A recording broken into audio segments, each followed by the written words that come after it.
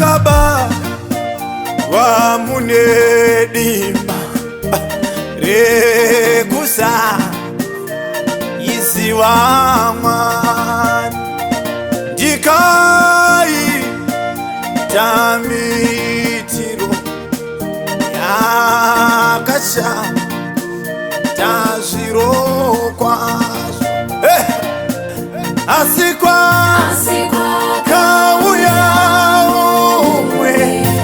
umwe nemashoko akana utije wakafira kukone sawanyanga zvinomoya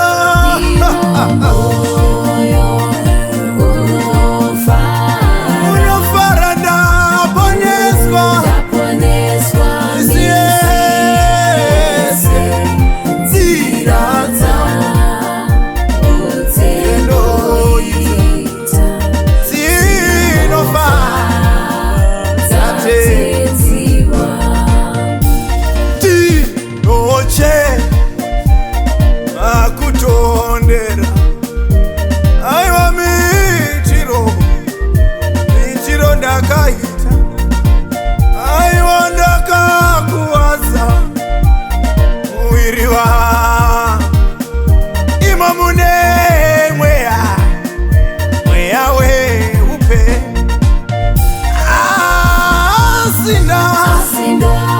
ndakatendeuka ikapfuma zvinyangadzo ikate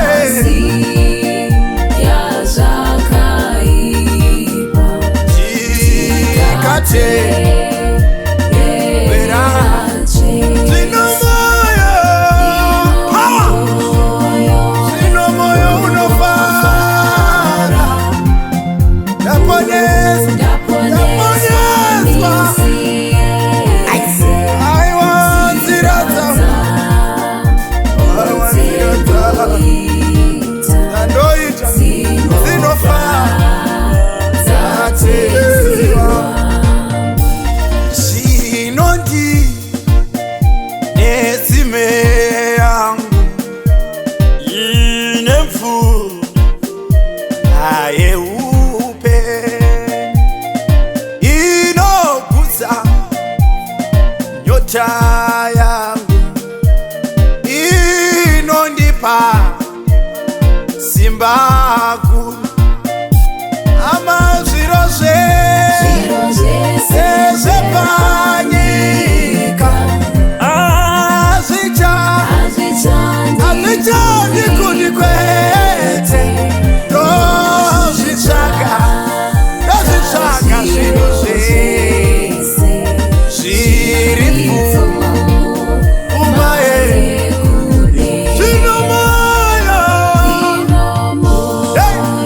zvinomoyo unofara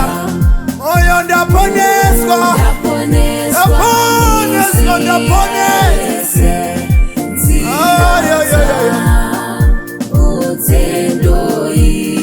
nzira dzandoita dzino